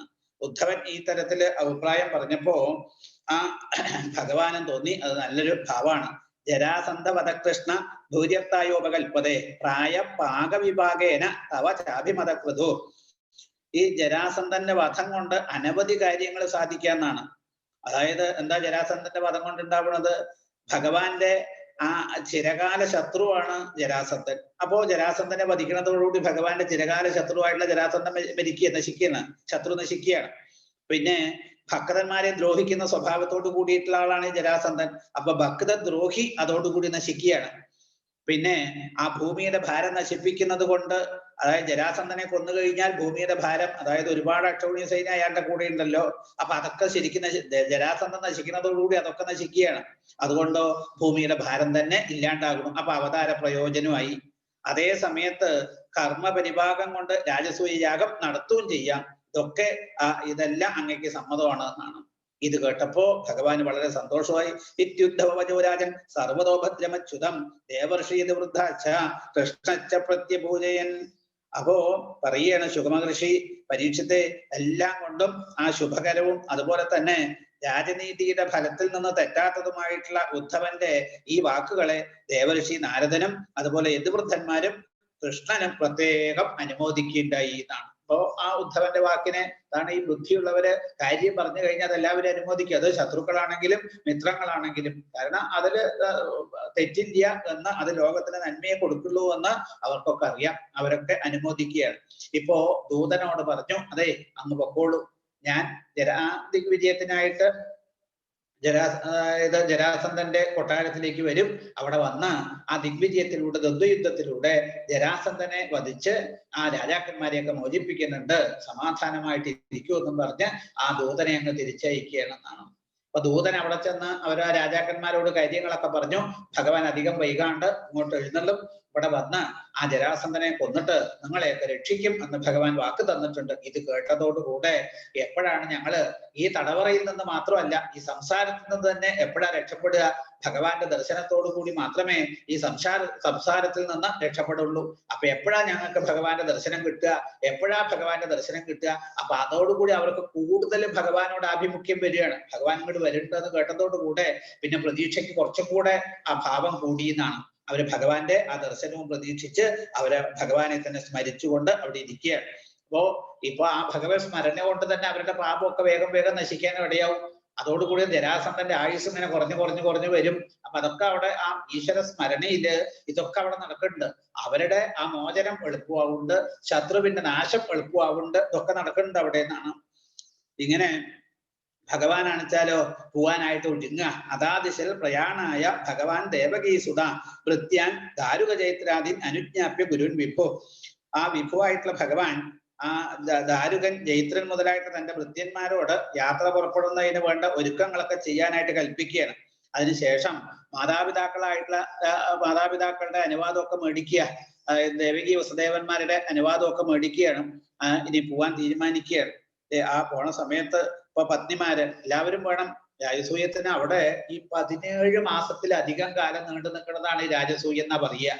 അപ്പൊ അതിന് അത്രയും കാലം നീണ്ടു നിൽക്കുന്ന ഒരു രാജസൂയം നടത്തണമെങ്കിൽ ഒരുപാട് ആളുകളുടെ പരിശ്രമം അവിടെ ആവശ്യമാണ്. അപ്പൊ അതിന് ഒരുപാട് ആളുകളും ആവശ്യമുണ്ടെന്ന്. അപ്പൊ ഭഗവാൻ 16,008 പത്നിമാരെയും അവരുടെ മക്കളെയും അവരുടെ പരിചരങ്ങളെയും ഒക്കെ കൂട്ടിയിട്ടാണ് പുറപ്പെടുന്നത് എന്നാണ്. ഉഗ്രസേനോടും ബലരാമനോടും ദ്വാരകയെ പ്രത്യേകം സംരക്ഷിക്കേണ്ട കാര്യത്തെക്കുറിച്ച് ഏൽപ്പിക്കുകയാണ്. അപ്പൊ ദ്വാരകയുടെ സംരക്ഷണ ചുമതല ഉഗ്രസേന മഹാരാജാവിനും ബലരാമനും കൊടുത്തു. എന്നിട്ടോ താൻ ആ പത്നിമാരോട് പത്നി സമേതനായിട്ട് പരിചരങ്ങളോട് കൂടിയിട്ട് രാജസൂയത്തിന് പോകാനായിട്ട് രഥത്തിൽ കയറുകയാണ്. ഭഗവത് പത്നിമാരൊക്കെ ശരിക്കും പല്ലക്കില് ഓരോരുത്തരും പുറപ്പെട്ട രാജസൂയം അത് വിശിഷ്ടപ്പെട്ടൊരു യാഗമല്ലേ, ഭഗവാന്റെ സാന്നിധ്യത്തിലല്ലേ നടക്കുന്നത്. ഇങ്ങനൊരു യാഗം കാണുക എന്ന് വെച്ചാൽ തന്നെ വലിയ മഹാഭാഗ്യല്ലേ. ഇപ്പൊ ഈ യാഗത്തില് യാഗയജ്ഞങ്ങളിലൊക്കെ പങ്കെടുക്കുക എന്ന് പറഞ്ഞാൽ തന്നെ അത് പൂർവ്വജന്മ സുഹൃത്തുള്ളവർക്കേ പറ്റുള്ളൂ. അപ്പൊ അത് യജ്ഞപുരുഷനായിട്ടുള്ള ഭഗവാന്റെ സാന്നിധ്യത്തിൽ നടക്കുന്ന രാജസൂയം. അപ്പൊ അതിന് എത്രത്തോളം മഹാത്മ്യമുണ്ട്. അപ്പൊ അത് കാണണം എന്നുള്ള മോഹത്തില. അപ്പോ ഗുരുനാഥനൊക്കെ പറയും ആദ്യം ഭഗവാൻ ഒറ്റയ്ക്കാ പുറപ്പെട്ടതെന്നാണ്. രുക്മിണിയോട് യാത്ര പറയാൻ ചെന്നു എന്നൊക്കെയാ പറയുക. യാത്ര പറയാൻ ചെന്നപ്പോ രുക്മിണി ചോദിച്ചു എവിടേക്കാ പോണ? രാജസൂയത്തിന്. രാജസൂയത്തിന് പോയാൽ 17 മാസത്തിലധികം കാലം നീണ്ടു നിൽക്കുന്നതല്ലേ. അപ്പൊ കഷ്ടിച്ചൊരു 2 കൊല്ലം കഴിയാണ്ട് ഭഗവാനെ കാണാൻ പറ്റില്ലല്ലോ. അപ്പൊ അത്രയും കാലം ഭഗവാനെ വിട്ടു നിൽക്കാൻ വയ്യ എന്ന് പറഞ്ഞത് കൊണ്ട് രുക്മിണി ദേവി മക്കളെയും കൂട്ടി പുറപ്പെട്ടു എന്നാണ്. അപ്പോഴാണ് അത് സത്യഭാമയും ജാമ്പവതിയൊക്കെ കാണുന്നത്. അപ്പൊ രുക്മിണി വരുന്നുണ്ടെങ്കിൽ ഞങ്ങളും വരികയാണെന്ന് പറഞ്ഞ് അവരും ഇങ്ങനെ പറഞ്ഞു നോക്കുമ്പോൾ 16,008 ഭാര്യമാര് അവരുടെ പരിചരങ്ങള് ഇവരൊക്കെ കൂടിയിട്ടാണ് ഇനി രാജസൂയത്തിന് ഭഗവാൻ വേഗം തന്റെ ആ ഗരുഡധ്വജം കൊണ്ടുള്ള ഗരുഡധ്വജമുള്ള സ്വന്തം രഥത്തിൽ അങ്ങ് കയറിയിരിക്കുകയാണ്. ആ ഭഗവത് പത്നിമാരൊക്കെ പല്ലക്കുകളിലും കയറിയിരുന്നു എന്നാണ്. പിന്നെ അവിടെ നിന്നൊരു പോക്ക. ആന, കുതിര, തേര്, കാലാള തുടങ്ങിയ ചതുരംഗ പടയോട് കൂടിയിട്ട് അതിന്റെ സേനാനായകന്മാരോട് കൂടി ചുറ്റപ്പെട്ടവനായി ദിക്കുകൾ മുഴങ്ങുന്നതായിട്ടുള്ള മൃദംഗം, വേരി, ആനകം, ശംഖം, ഗോമുഖം തുടങ്ങിയിട്ടുള്ള വാദ്യഘോഷങ്ങള് അതിന്റെ അകമ്പടിയോട് കൂടിയിട്ട് ദ്വാരകയിൽ നിന്ന് ഭഗവാൻ യാത്രയാവുകയാണ്. ആ പോണ പോക്കന്നെ വലിയ ഗംഭീര തതോരതിപടസാ നായകൈകരാളയാ പരിവൃത ആത്മസേനയാ മൃദംഗഭേജ്യാനക ശംഖ ഗോമുഖൈ പ്രഘോഷഘോഷിതോ നിരാക്രമാല്. ശരിക്കും പോക്ക് ആ വാക്കുകൾ തന്നെ നോക്കുമ്പോ തേരിന്റെ ചക്ക ഉരുടണ ഒരു ശബ്ദം ആ വാക്കുകളിൽ തന്നെ കിട്ടണ പോലെ ഉണ്ട്. അതുപോലെയാ അങ്ങനെ ഗംഭീരായിട്ട് ഘോഷയാത്രയായിട്ട് ഭഗവാൻ പോവുകയാണ്. ആ ശ്രീകൃഷ്ണന്റെ ഭാര്യമാരായിട്ടുള്ള പതിവ്രതകള് ശരിക്കും വിശേഷമായിട്ടുള്ള വസ്ത്രങ്ങള്, ആഭരണങ്ങള്, അതുപോലെ തന്നെ ഭൂഷണങ്ങള് ഇതൊക്കെ അണിഞ്ഞ് പുത്രന്മാരോട് കൂടി മനുഷ്യര് ചുമക്കുന്ന പല്ലക്കുകള്, സ്വർണ്ണ നിർമ്മിതമായിട്ടുള്ള പല്ലക്കുകള്, മഞ്ചല് ഇവയിലൊക്കെ ഇരുന്നിട്ടാണ് ശ്രീകൃഷ്ണന്റെ കൂടെ അനുയാത്ര ചെയ്ത് വാളും പരിചയൊക്കെ പിടിച്ച് അകമ്പടിക്കാർ അവരുടെ മുമ്പില്, അതുപോലെ നന്നായി അലങ്കരിക്കപ്പെട്ട പരിചനങ്ങളും അതുപോലെ മറ്റുള്ള അവർക്ക് വിശ്രമിക്കാനുള്ള ആ തൃണം കൊണ്ടുള്ള കുടീരങ്ങള്, വഴിയിലൊക്കെ കുടീരങ്ങളൊക്കെ ഉണ്ടെന്നാണ്. അതുപോലെ കമ്പിളികള്, വസ്ത്രങ്ങള്, ഇതൊക്കെ കാളവണ്ടികളിലും അതുപോലെ തന്നെ കഴുതകൾ ചുമക്കുന്ന വണ്ടികള്, പോത്തുകൾ ചുമക്കുന്ന വണ്ടികൾ, ഇതിലൊക്കെ സാധനങ്ങളൊക്കെ കയറ്റി വെച്ചിരിക്കുക. ഒട്ടകങ്ങൾ വലിക്കുന്ന വണ്ടികള്, പിടിയാനകൾ വലിക്കുന്ന വണ്ടികള്, ഇതിലൊക്കെ വാഹനങ്ങളിലൊക്കെ വെച്ച് സർവ്വഭാഗങ്ങളിൽ നന്നായിട്ട് ബന്ധിച്ച് യാത്ര അങ്ങ് തുടങ്ങുകയാണെന്നാണ്. ഗംഭീരായിട്ട് അങ്ങനെ പല പല ദേശങ്ങളും ചുറ്റി അവിടെ ഇന്ദ്രപ്രസ്ഥത്തിലേക്ക് പോവുകയാണ്. ഒരു ബലം മൃഗധ്വജ പട ഛത്ര ചാമരേ വരായുധാഭരണ കിരീടവത്മഭി. ആ ശ്രീകൃഷ്ണ ഭഗവാന്റെ കൂടെ ഒരുമിച്ച് യാത്ര ചെയ്ത ആ സൈന്യം കൊടിക്കൂറകള്, കുടകള്, വെഞ്ചാമരങ്ങള് ഇതൊക്കെ ഉയർത്തിപ്പിടിച്ച് ശ്രേഷ്ഠമായിട്ടുള്ള ആഭരണങ്ങള്, ആയുധങ്ങള്, കിരീടങ്ങള് ഇവയൊക്കെ കൊണ്ട് ശരീരത്തെയൊക്കെ അലങ്കരിച്ചു കൊണ്ട് നടക്കുന്ന സമയത്ത് പകൽ സമയത്തെ സൂര്യകിരണങ്ങളാൽ ക്ഷോഭിച്ചിരിക്കുന്ന ഈ തിമിംഗിലങ്ങളുടെ ചലന നിമിത്തം സമുദ്രത്തിൽ ഉണ്ടാകുന്ന തിരമാലകൾ പോലെ ഉച്ചത്തിൽ ശബ്ദിച്ചു കൊണ്ടാണ് അത്രേ ശരിക്കും സമുദ്രത്തിലെ തിരമാല അടിച്ച് കയറുന്നത് പോലെയാണ് ഈ സൈന്യങ്ങള് ഇങ്ങനെ പോയിക്കൊണ്ടിരിക്കുന്നത് ഇന്ദ്രപ്രസ്ഥത്തിലേക്ക് എന്നാണ്. പിന്നെ ആ ശ്രീകൃഷ്ണ ഇപ്പൊ നാരദ മഹർഷിയാണ് വെച്ചാലോ വളരെ സന്തോഷമായി ആ ഭഗവാനോട് യാത്രയും പറഞ്ഞിട്ട് അവിടെ നിന്ന് നേരത്തെ തന്നെ ആ പോണ്ട് ആകാശമാർഗത്തിലൂടെ നാരദ മഹർഷിയുടെ പോക്ക്. ഭഗവാന്റെ ഈ യാത്രയെ ഇങ്ങനെ നോക്കിക്കൊണ്ടാണ് അത്രേ ഗംഭീരായിട്ട് ഭഗവാനെയൊക്കെ സ്തുതിച്ച് ഇങ്ങനെ നാരദനും ആ മുകളിൽ കൂടെ അങ്ങോട്ട് പോകണ്ടെന്നാണ്. ആ ഭഗവാന്റെ സന്ദർശനം കൊണ്ട് തന്നെ ഭഗവത് ദർശനം കൊണ്ട് തന്നെ പരമാനന്ദ ഭരിതരായിട്ട് ഇന്ദ്രിയങ്ങളോടുകൂടി ഹൃദയത്തില് ഭഗവാനെ ധ്യാനിച്ചുകൊണ്ടാണ് ആകാശമാർഗത്തിലൂടെ നാരദ മഹർഷി സഞ്ചരിച്ചത്. രാജദൂതമുപാചേതം ഭഗവാൻ പ്രീണയൻകിര മാപൈത്ത ദൂതഭദ്രം പോ ഘാതയിഷ്യാമി മാകരം. നാരദൻ പോയതിനു ശേഷം ഭഗവാൻ നേരത്തെ തന്നെ ആ ദൂതനെ തിരിച്ച് മാഗധ രാജ്യത്തിലേക്ക് അയച്ചു. ഭയപ്പെടേണ്ടെന്ന് പറഞ്ഞേക്കു, ഞാൻ എത്രയും വേഗം വന്ന് അവരെ അനുഗ്രഹിക്കുന്നുണ്ട്, ജരാസന്ധനെ കൊല്ലുന്നുണ്ട് എന്നും പറഞ്ഞ് ദൂതനെ അയച്ചുല്ലോ. ദൂതനെ ഈ കാര്യങ്ങളൊക്കെ അവിടെ പോയി പറഞ്ഞ് അവരെ സമാധാനിപ്പിക്കുകയും ചെയ്തു എന്നാണ്. ഇപ്പോ അത് കഴിഞ്ഞ് ആ രാജാക്കന്മാര് എപ്പോഴാ കൃഷ്ണന്റെ ദർശനം ഉണ്ടാവുക, എപ്പോഴാ ജരാസന്ധനെ ഭഗവാൻ കൊല്ലുക, എപ്പോഴാ ഭഗവാന്റെ ദർശനം കൊണ്ട് ഞങ്ങൾക്ക് ഈ ജയിലിൽ നിന്ന്, ഈ തടവിൽ നിന്ന് മോചിക്കപ്പെടാൻ കഴിയുക, ഈ തടവിൽ നിന്ന് മാത്രം മോചിക്കപ്പെട്ടാൽ പോരാ, പിന്നെയോ ഈ സംസാരം തന്നെ വലിയൊരു തടവാണ് എന്നാണ്. ഈ സംസാരത്തിൽ നിന്ന് തന്നെ രക്ഷപ്പെടണം എന്ന് വിചാരിച്ചിട്ട് അവര് സംസാരത്തിൽ നിന്ന് ഉദ്ധരിക്കുന്ന ഭഗവാന്റെ ആ ദർശനത്തെ തന്നെ സ്മരിച്ച് ഇരിക്കുകയാണ്. നോക്കൂ, അവര് ഭഗവാനെ സ്മരിക്കുന്നതോടുകൂടെ പിന്നെ അവരുടെ സംസാര ദുഃഖമൊന്നും അവർക്ക് ഉണ്ടാവില്ല. കാരണം ഏതൊരു ഭഗവാന്റെ തിരുനാമം ജപിച്ച ഭക്തന്മാർക്ക് ആ സംസാര അനുഭവം ഇല്ലാണ്ടാവുമോ? ആ ഭഗവാനെ തന്നെ ഹൃദയത്തിൽ ധ്യാനിക്കുന്ന കൂട്ടർക്ക് പിന്നെ സംസാരത്തിന്റെ ദുഃഖം വല്ലതും ഉണ്ടാവുമോ? ഒട്ടും ഉണ്ടാവില്ല. അങ്ങനെ ഭഗവാനാണെച്ചാൽ ആനർത്ത സൗവീരമരും തീർത്വാവിനശനം ഹരിം ഗിരിൻ നദീരതീയായ പുരഗ്രാമ പ്രജാകരാൻ. ആ ഇന്ദ്രപ്രസ്ഥത്തിലേക്ക് ഭഗവാൻ തിരിച്ച് ആനർത്തം സൗവീരം മുതലായിട്ട് രാജ്യങ്ങളും മരുഭൂമികളൊക്കെ കടന്ന് കുരുക്ഷേത്രത്തിൽ എത്തിച്ചേരുകയാണ്. അവിടെ നിന്ന് ഗിരികള്, പട്ടണങ്ങള്, ഗ്രാമങ്ങള്, അതുപോലെ ആഭീര നിവാസസ്ഥാനങ്ങള്, സ്വർണം, വെള്ളി മുതലായ ലോഹങ്ങൾ കുഴിച്ചെടുക്കുന്ന ഖനികള്, ഈ പ്രദേശങ്ങളിലൂടെയൊക്കെ ആ യാത്ര കടന്നു പോവുകയാണെന്നാണ്. അതോ ദൃഷദ്വതിം തീർത്വ മുകുന്ദോദ സരസ്വതിം പാഞ്ചാലാനത മത്സ്യാംശം ചക്രപ്രസ്ഥ മതാഗമൽ. പിന്നെ അവിടെ നിന്ന് ആ ഋഷദ്വതി നദി, അതുപോലെ സരസ്വതി നദി, അവിടെ ഈ കുരുക്ഷേത്രത്തിന്റെ ആ രണ്ട് ഭാഗത്തൂടെ ഒഴുകുന്ന നദികളാ. അതുപോലെ പിന്നെ അതൊക്കെ കടന്ന് പാഞ്ചാല ദേശം, മത്സ്യദേശം ഇവയൊക്കെ കടന്ന് അവസാനം ഇന്ദ്രപ്രസ്ഥത്തില് എത്തിച്ചേരുകയാണ്. അപ്പൊ ആ പോണ ആ ഭംഗികളൊക്കെ ഒന്നുകൂടെ വർണ്ണിക്കുക. ഇനിയിപ്പോ ബലരാമസ്വാമിയുടെ തീർത്ഥാടനത്തിന് പോകണ്ട, അപ്പോഴും ഈ കാര്യങ്ങളൊക്കെ പറയുന്നുണ്ട്. ഏതായാലും അങ്ങനെ തതുപാഗതമാകർണ്യ പ്രീതോ ദുർദർശനം നൃണാം അജാത ശത്രു നിരകാൽ സ്വാഭാധ്യായ സുഖവൃതാം. സാധാരണ മനുഷ്യർക്ക് കാണാൻ സാധിക്കാത്തവനായിട്ടുള്ള കൃഷ്ണനെ സമീപത്ത് വന്നു. അപ്പൊ തന്റെ രാജ്യത്തിലേക്ക് ആ ശ്രീകൃഷ്ണ ഭഗവാൻ എഴുന്നള്ളി വരുന്നു എന്ന് കേട്ടിട്ട് ആ സന്തുഷ്ടനായി തീർന്നു ധർമ്മപുത്രർ. അദ്ദേഹത്തിന് ഒരു പേരുണ്ട്, അജാത ശത്രു എന്നാണ്. ഈ ധർമ്മപുത്രർക്ക് ശത്രു ഇല്ലാന്നാ. ശത്രു അദ്ദേഹത്തിന് ജനിച്ചിട്ടേ ഇല്ല. കാരണം അദ്ദേഹത്തിന്റെ സ്വഭാവം അത്ര നല്ലതാണ്. ശത്രുക്കൾ കൂടെ, അല്ലെങ്കിൽ ശത്രുക്കൾക്ക് കൂടെ അദ്ദേഹത്തെ സമ്മതാണ്. അപ്പൊ അദ്ദേഹത്തിന് ശരിക്കും പറഞ്ഞ ശത്രുക്കൾ ഇല്ല. അതുകൊണ്ടാണ് അജാത ശത്രു എന്നാണ് ധർമ്മപുത്രർക്ക് പേര് എന്നാണ്.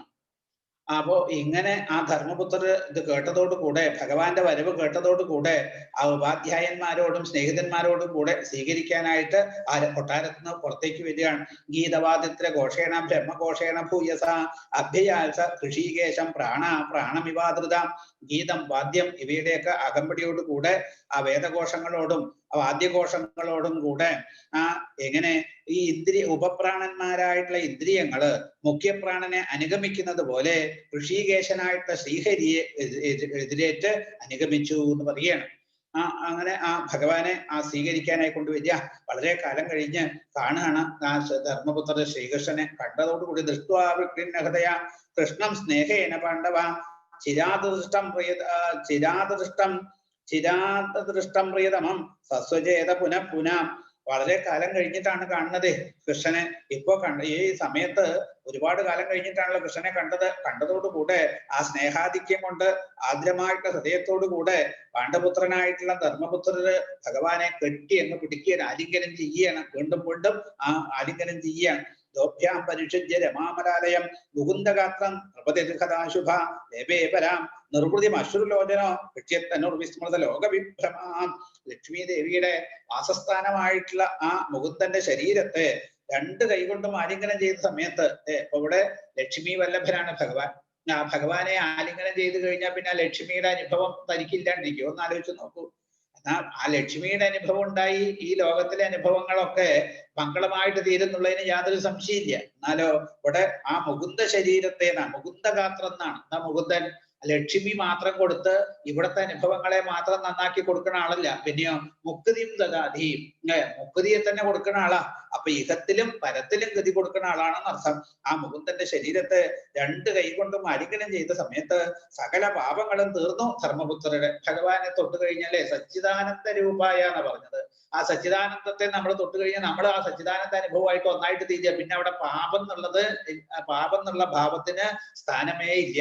അപ്പോ ഭഗവാനെ കെട്ടിപ്പിടിച്ചതോടുകൂടെ ആലിംഗനം ചെയ്യ വഴി ആ ഇഹത്തിലുള്ള അദ്ദേഹത്തിന്റെ ജീവിതം ധന്യധന്യമായിട്ട് തീർന്നു. അദ്ദേഹത്തിന് പരത്തിലെ ഗതി ഉറപ്പായി. അദ്ദേഹത്തിന്റെ പാപം എന്നുള്ളത് തീരെ ഇല്ല. പാപശക്തികളെ മുഴുവനും തീർന്ന ഭാവത്തിലാണ്. ഇതിനവിടെ പ്രത്യേകിച്ച് ധർമ്മപുത്രർക്ക് പാപമൊന്നും ഉണ്ടാവില്ല. അദ്ദേഹം അങ്ങനെയുള്ള പാപം ചെയ്യുന്ന ആളൊന്നും അല്ല. ഇനിയിപ്പൊ അറിയാതെ കണ്ടെന്തെങ്കിലും പ്രവൃത്തിയിലൂടെ പാപം വന്നിട്ടുണ്ടെങ്കിൽ ഭഗവാന്റെ ആ പ്രഭാവം കൊണ്ട് ഭഗവാനെ കെട്ടിപ്പിടിക്കുക വഴി ഭഗവാന്റെ അംഗങ്ങളോടുകൂടി ഉള്ള സ്പർശം ഏറ്റതോടുകൂടെ അത് തീരുകയാണ്. നമുക്ക് ഭഗവാന്റെ നാമം ജപിച്ചാൽ തന്നെ പാപം തീരും. ആ നിലയ്ക്ക് ഭഗവാനെ കെട്ടിപ്പിടിച്ചാലോ എന്ന് ആലോചിച്ച് നോക്കൂ.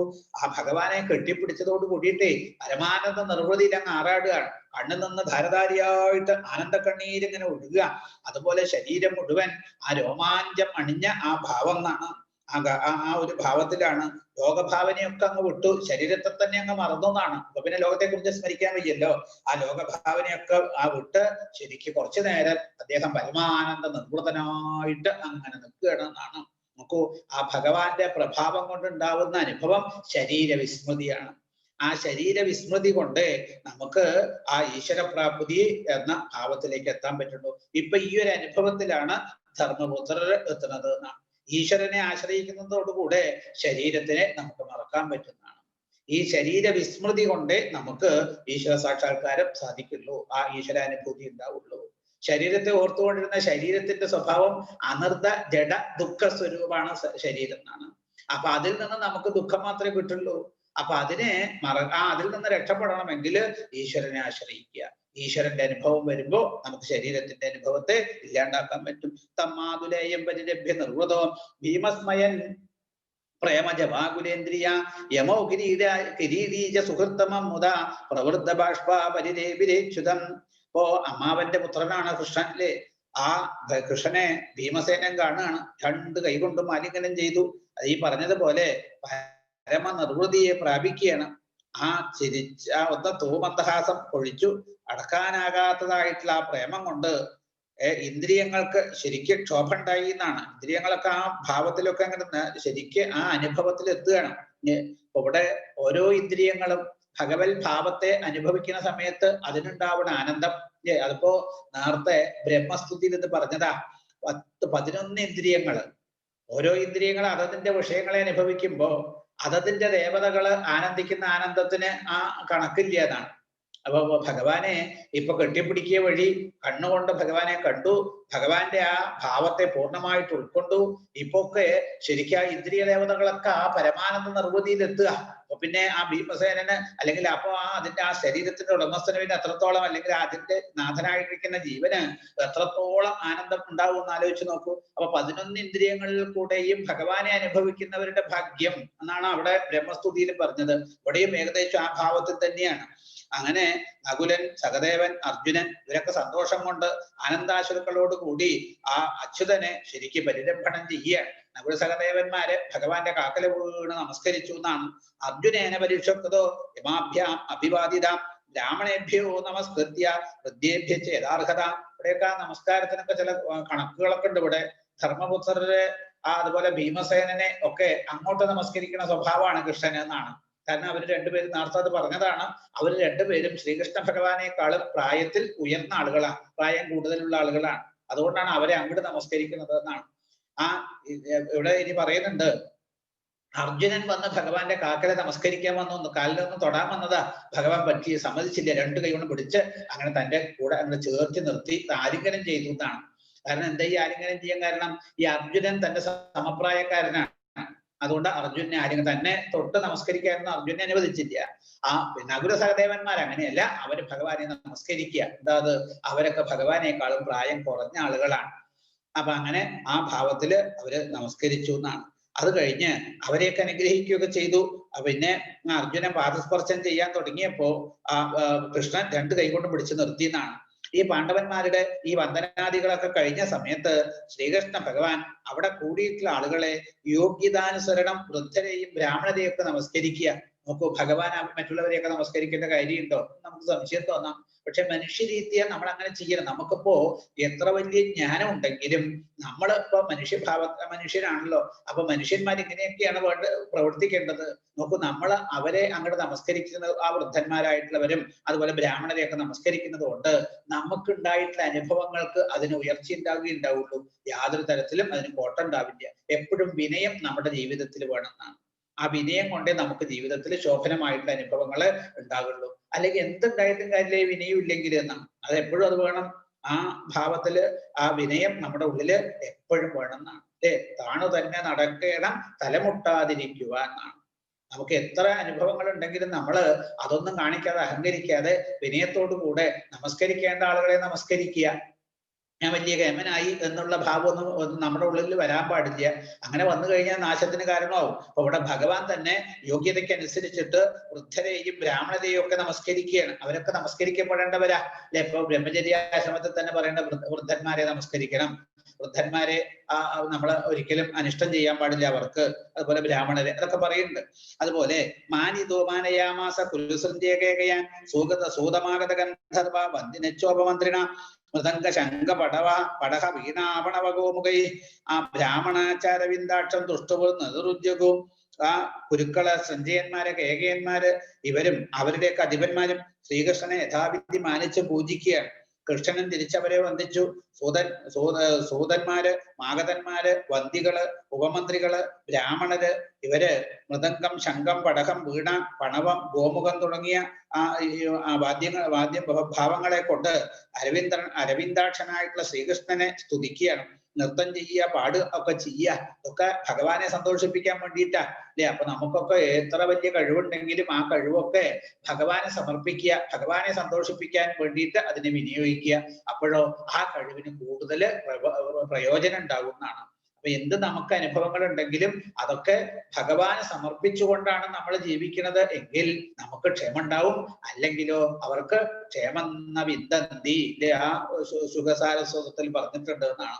നമുക്ക് ക്ഷേമം ഉണ്ടാവണോ, നമ്മുടേതായിട്ട് എന്താണോ ഉണ്ട് എന്ന് നമ്മൾ വിചാരിക്കുന്നത് വാസ്തവത്തിൽ നമ്മുടെ അല്ല, ഭഗവാന്റെയാണ്. അപ്പൊ അത് ഭഗവാന് സമർപ്പിച്ചുകൊണ്ട് ഭഗവാനെ സേവിക്കാൻ വേണ്ടിയിട്ട് ഉപയോഗിക്കുക. നോക്കൂ, കിട്ടിയ ഈ മനുഷ്യ ശരീരം, ഈ കിട്ടിയ മനുഷ്യ ശരീരം ഭഗവാൻ തന്നതാണ്, ഭഗവാന്റെ അനുഗ്രഹം കൊണ്ട് കിട്ടിയതാണ്. അപ്പൊ അത് ഭഗവാനെ സേവിക്കാൻ വേണ്ടിയിട്ട് തന്നെ അതിനെ വിനിയോഗിക്കുന്ന സമയത്തെ ആ മനുഷ്യജന്മം കൊണ്ടുള്ള പ്രയോജനം സാധിക്കുള്ളൂ എന്ന് കാണിച്ചു തരികയാണ്. അങ്ങനെ അവരൊക്കെ നൃത്തം ചെയ്ത് സ്തുതിക്കുകയൊക്കെ ചെയ്തു ഭഗവാനെ. ഏവം സുഹൃദ്ഭി പര്യസ്ത പുണ്യശ്ലോക ശിഖാമണി സംസ്തൂയമാനോ ഭഗവാൻ വിവേശാലങ്കൃതം പുരം. ഇങ്ങനെ സുഹൃത്തുക്കളാൽ ചുറ്റപ്പെട്ട് പുണ്യശ്ലോക ശിഖാമണിയായിട്ടുള്ള ഭഗവാൻ ശ്രീകൃഷ്ണൻ ആ സൂതാദികളാൽ സ്തുതിക്കപ്പെട്ടവനായിട്ട് സർവത്ര അലങ്കരിക്കപ്പെട്ടിരിക്കുന്നതായിട്ടുള്ള ഇന്ദ്രപ്രസ്ഥത്തിലേക്ക്, നഗരത്തിലേക്ക് പ്രവേശിക്കുകയാണ്. ആ ഭഗവാൻ ഇങ്ങനെ ആ രാജപാതയിലേക്ക് എത്തി എന്ന വിവരം അറിഞ്ഞതോട് കൂടിയിട്ടേ ആ പുരസ്ത്രീകള് സംസിക്ത വർമ്മകരിണാം മതഗന്ധതോയേ ചിത്രധ്വജേ കനകതോരണ പൂർണ്ണകുംഭയെ അറിയാണ്. ആ നഗരവീഥികളൊക്കെ ശരിക്കും നന്നായിട്ട് അലങ്കരിച്ചിട്ടുണ്ട്. രാജപാതയിലേക്ക് എത്തിയ വിവരം അറിഞ്ഞതോടുകൂടെ പുരസ്ത്രീകള് സ്വന്തം ഗൃഹങ്ങളില് ആ മട്ടുപ്പാവിലൊക്കെ കയറി നിന്നിട്ട് ഭഗവാനെ ഇങ്ങനെ നോക്കിയിട്ടോ ഭഗവാന്റെ ശിരസില് പുഷ്പവൃഷ്ടിയൊക്കെ ചെയ്യണം. ശരിക്ക് ചന്ദ്രനെ ചുറ്റിയിട്ട് ചന്ദ്രനെ ചുറ്റിക്കൊണ്ട് നക്ഷത്രങ്ങൾ എന്ന പോലെയാണ് കൃഷ്ണന് ചുറ്റും ഭഗവത് പത്നിമാര്. അവരെ കണ്ട സ്ത്രീകള് പരസ്പരം പറയാൻ തുടങ്ങി, എന്താ നോക്കൂ, ഇവരൊക്കെ അവരുടെ ഭാഗ്യാണ്, ശരിയായിട്ടുള്ള ആ ഭാഗ്യം. ഇപ്പോ ആ എല്ലാവരും നല്ല ശ്രീകൃഷ്ണൻ വന്നു എന്ന് അറിഞ്ഞതോടുകൂടി നല്ല വസ്ത്രങ്ങളും ആഭരണങ്ങളൊക്കെ അണിഞ്ഞിട്ടാണ് മട്ടുപ്പാവിൽ കയറി നിന്നിട്ട് ആ ഭഗവാൻ ഇങ്ങനെ നോക്കണത്. നോക്കിയപ്പോഴോ അവരുടെ കണ്ണുകൾക്കൊക്കെ അങ്ങനെ ആനന്ദം, അങ്ങനെ അവര് കാണുന്നതോട് കൂടിയിട്ട് ദർശനം കൊണ്ട് തന്നെ സകലവിധ പാപങ്ങളും അവരുടെ നശിക്കുകയാണ്. അവർക്കുണ്ടായിട്ടുള്ള ആനന്ദം പറയാൻ വയ്യ. ഇപ്പോ ആ ഭഗവാൻ ആ ഭാര്യമാരുടെ നടുവിലൂടെ അങ്ങനെ നടക്കുക. ഇത് കണ്ട ആ ഭാര്യമാരുടെ പ്രഭാവമൊക്കെ അങ്ങനെ കണ്ടപ്പോഴേ, കാരണം ഈ നക്ഷത്രങ്ങളുടെ മധ്യത്തിൽ ചന്ദ്രൻ എങ്ങനെയാണോ ശോഭിക്കുന്നത് അതുപോലെയാണ് ഇപ്പോ ഭഗവത് പത്നിമാരുടെ ഇടയില് ശ്രീകൃഷ്ണ ഭഗവാൻ ഇങ്ങനെ ശോഭിക്കുന്നത്. അപ്പൊ ഈ ഭഗവത് പത്നിമാരുടെ ഭാഗ്യത്തെ കുറിച്ച് ചിന്തിക്കുകയാണ് ഈ ഇന്ദ്രപ്രസ്ഥത്തിലെ സ്ത്രീകളൊക്കെ. എന്താ നോക്കൂ, ഈ ഭഗവാനെ വേണ്ടതുപോലെ അനുഭവിക്കാനും വേണ്ടതുപോലെ ശുശ്രൂഷിക്കാനും ഒക്കെ കഴിഞ്ഞ ആ ഭഗവത് പത്നിമാരുടെ ഭാഗ്യാണ് ശരിക്കുള്ള ഭാഗ്യം എന്നാണ് അവര് പറയുന്നത് എന്നാണ്. ഇതിപ്പോ ഈ ഭാഗ്യത്തെ കുറിച്ച് ഇനി കുറച്ചു കഴിഞ്ഞാലും പറയുന്നുണ്ട്. ദശമസ്കന്ധത്തിന്റെ ഒടുവിലും ഇത് പറയുന്നുണ്ട്. കാരണം ഭഗവാനെ ഭർതൃഭാവത്തിൽ ശുശ്രൂഷിക്കാൻ കഴിഞ്ഞ ഭഗവത് പത്നിമാരുടെ ഭാഗ്യമാണ് പരീക്ഷത്തെ ഏറ്റവും വലിയ ഭാഗ്യം എന്നാണ്. ആ ലോകഗുരുവായിട്ടുള്ള ഭഗവാനെ ഈ തരത്തിൽ അനുഭവിക്കാൻ കിട്ടുക എന്നൊക്കെ പറഞ്ഞാല് അവര് എന്ത് പുണ്യം ചെയ്തു. ഇതാണ് ഭാവങ്ങളൊക്കെ. ഓരോ ഭവനങ്ങളിലും ശരിക്ക് ഭദ്രദീപമൊക്കെ കത്തിച്ചു വെച്ചിട്ടുണ്ട് എന്നാണ്. ആ പൂജാദ്രവ്യങ്ങളൊക്കെ നിരത്തി വെച്ചിട്ടുണ്ട്. സുഗന്ധ വസ്തുക്കളൊക്കെ പുകച്ചിരിക്കുന്നു. ധൂപം, ആ സുഗന്ധ ധൂപം ശരിക്ക് ജനാലകളിലൂടെ പുറത്തേക്ക് ഇങ്ങനെ വ്യാപിക്കുകയാണ്. ശോഭിച്ചുകൊണ്ടിരിക്കുന്ന കൊടിക്കൂറകള്, അതുപോലെ തന്നെ ആ മുകളിലുള്ള സ്വർണ്ണ താഴികക്കുടങ്ങള്, അതുകൊണ്ട് ആ അങ്ങനെ ഗംഭീരമായിട്ട് ശോഭിക്കുന്നതായിട്ടുള്ള ആ കുരുരാജാവിന്റെ കൊട്ടാരം ഇതൊക്കെ കാണുക. പ്രാപ്തം നിശമ്യം എന്നല്ല വചന പാനപാത്രം. നോക്കൂ, ഇവിടെ പറയണ പുരുഷന്മാരുടെ കണ്ണുകൾ, പുരുഷന്മാർക്ക് പോലും കണ്ണുകൾക്ക് പാനപാത്രമായത് എന്നാണ് അല്ലെ. പൊതുവെ ഈ സൗന്ദര്യമൊക്കെ സ്ത്രീകളെ കുറച്ച് അധികം ആസ്വദിക്കുക. പക്ഷെ ഇവിടെ പുരുഷന്മാരായിട്ടുള്ള ആളുകൾ പോലും ശ്രീകൃഷ്ണ ഭഗവാനെ കണ്ട കുറച്ചു നേരം നോക്കി നിന്ന് പോകും. കാരണം അത്ര ഭംഗിയ ആ ഭഗവാൻ ഇങ്ങനെ എഴുന്നള്ളി വരുന്നു എന്ന് കേട്ടിട്ട് ആ സ്ത്രീകള് ചെയ്തിരിക്കുക. അവര് ഓരോ വീട്ടില് ഓരോ പണികൾ ചെയ്തുകൊണ്ടിരിക്കുമ്പോഴാണ് കൃഷ്ണൻ വന്നു എന്നുള്ള വിശേഷം അറിയുന്നത്. ആ വർത്തമാനം കേട്ടതോടു കൂടി ഗൃഹകൃത്യങ്ങളൊക്കെ മറന്നു, അതൊക്കെ ഉപേക്ഷിച്ചു അവര് എന്നാണ്. അതാണ് ഭഗവാനെ കാണുന്നവരെ നമുക്ക് ഈ ധർമ്മത്തിന്റെ ആവശ്യമുള്ളൂ. അനുഷ്ഠാനങ്ങളും മറ്റതൊക്കെ ഏതുവരെ വേണ്ടു? ഭഗവാനെ അനുഭവിക്കുന്നത് വരെ. ഭഗവാനെ അനുഭവിച്ചു കഴിഞ്ഞാൽ പിന്നെ അതിൻ്റെ ഒന്നും ആവശ്യമില്ല, അതൊക്കെ അപ്പൊ അവിടെ ഉപേക്ഷിക്കാം. അതാണ് ലോക വേദ വ്യാപാര ന്യാസ നിരോധം. നിരോധം എന്നുള്ള ശബ്ദത്തിന് അങ്ങനെയാണ് നാരദ മഹർഷി പറയുക. എന്താ? ആ ലൗകികവും വൈദികവുമായിട്ടുള്ള എല്ലാ കർമ്മങ്ങളെയും ഉപേക്ഷിക്കുക. അപ്പൊ ഈ കർമ്മങ്ങളൊക്കെ ഏതുവരെയാ വേണ്ടത്? ഭഗവാനെ അനുഭവിക്കുന്നത് വരെ, ഭഗവാനിൽ ആ ഭക്തി ഉറയ്ക്കുന്നത് വരെ. അവിടെ അവിടെ ആ നിലയിൽ എത്തിക്കഴിഞ്ഞാൽ പിന്നെ കർമ്മങ്ങളൊന്നും വേണ്ട. അപ്പൊ ഇവിടെ ആ വീട്ടുകാര്യങ്ങളൊക്കെ മറന്നു, ലൗകിക കർമ്മങ്ങളൊക്കെ അവര് മറന്ന് അഴിഞ്ഞ തലമുടി, ശരിക്കും പറഞ്ഞ ശരീരത്തെ തന്നെ മറക്കുക. അതുകൊണ്ടാണ് അഴിഞ്ഞ തലമുടിയൊന്നും നേരെ കെട്ടാൻ കൂട്ടാക്കിയില്ല.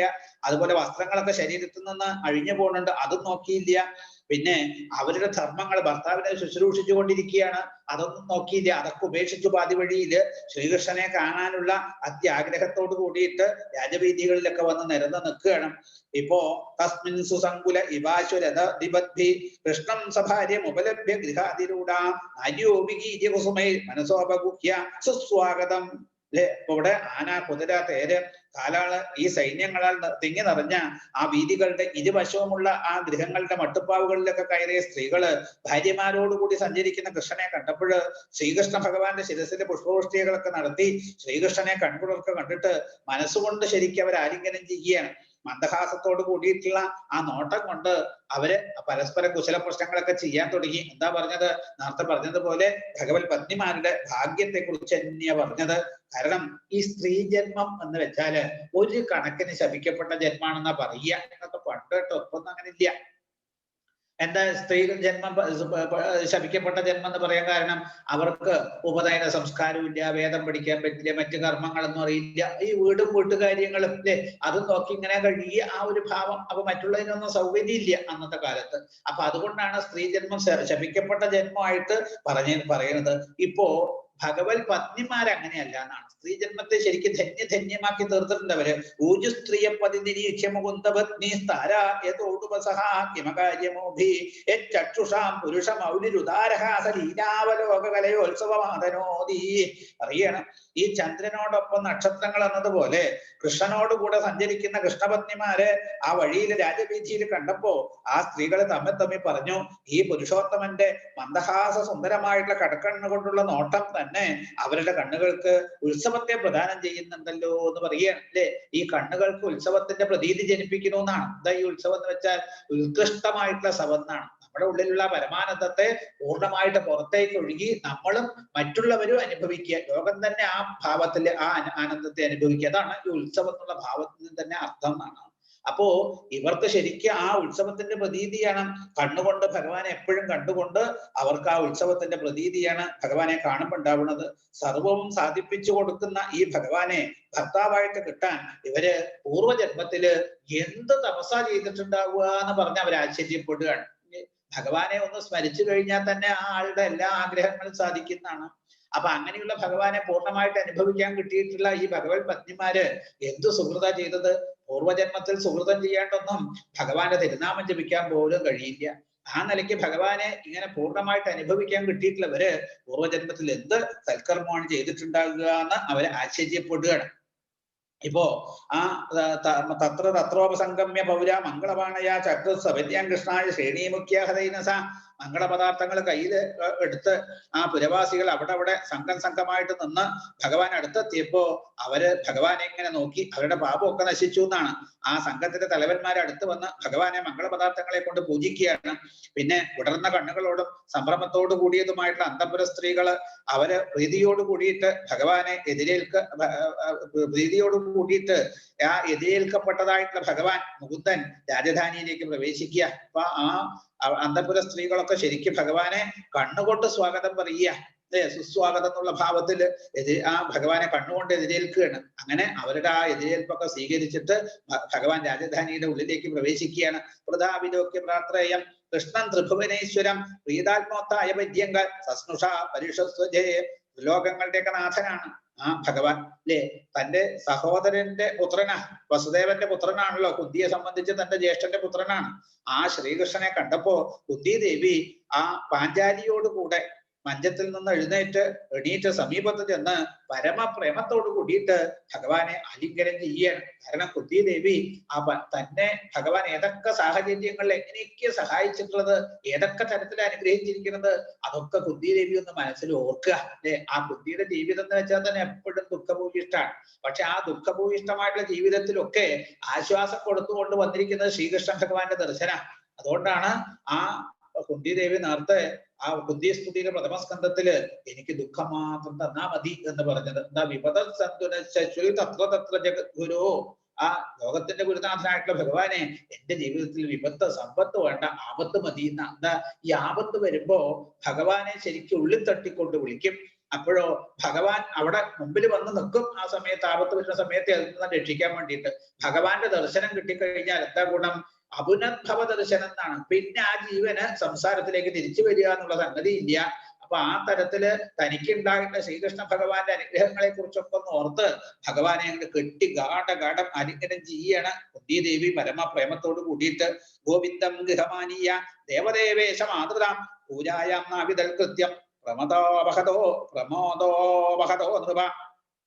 ആ അമ്മയുടെ സമീപത്ത് നിന്നും ദേവദേവനായിരിക്കുന്ന ശ്രീഗോവിന്ദനെ സ്വന്തം രാജധാനിയിലേക്ക് കൂട്ടിക്കൊണ്ടു പോവുകയാണ് യുധിഷ്ഠിര മഹാരാജാവ്. ശരിക്ക് അദ്ദേഹത്തിന്റെ കണ്ണുകള് ആ ആനന്ദാശ്രുക്കളെ കൊണ്ട് അങ്ങനെ നിറഞ്ഞിരിക്കുക. മനസ്സ് പൂർണ്ണമായിട്ട് നിറഞ്ഞു. ആദരവോടുകൂടി ആ ഭഗവാനെ ഏത് വിധത്തിൽ പൂജിക്കണം എന്നും കൂടെ അറിഞ്ഞില്ല. ഭഗവാനെ കൊണ്ടുപോയിട്ടേ ധർമ്മപുത്രർക്ക് പൂജയൊക്കെ നല്ലോണം വശമുള്ള ആളാ. പക്ഷെ ഭഗവാനെ കണ്ടപ്പോ ആ പൂജയുടെ ക്രമമൊക്കെ അങ്ങ് മറന്നു എന്നാണ്. ഇതാണ് ഈ ഭക്തി വന്നു കഴിഞ്ഞാൽ പിന്നെ ക്രമവും ചിട്ടയൊന്നും നോക്കേണ്ട കാര്യമില്ലേ. ഭഗവാൻ ആ പൂജാ സമ്പ്രദായത്തെ വർണ്ണിക്കുമ്പോൾ പറയുന്നുണ്ട്, ഭക്തിയോട് കൂടിയിട്ട് വാരിയിട്ട് സമർപ്പിച്ചാലും എനിക്കത് സന്തോഷമാണ്. ഭക്തി ഇല്ലാത്ത ആളെ എത്ര ചിട്ടയോട് കൂടിയിട്ട് പൂജിച്ചാലും അതുകൊണ്ട് ഞാൻ സന്തോഷിക്കില്ല എന്നാണ്. അപ്പൊ എന്താ വേണ്ടത്? ഭക്തിയെ വേണ്ടത്. ഭഗവാൻ നമ്മൾ എന്താ ചെയ്യുന്നത് എന്നല്ല നോക്കുക, ഏത് ഭാവത്തിൽ ചെയ്യുന്നു എന്നാ ഭഗവാൻ നോക്കുക. ആ ഉള്ളിലേക്ക് ഭഗവാൻ നോക്കി.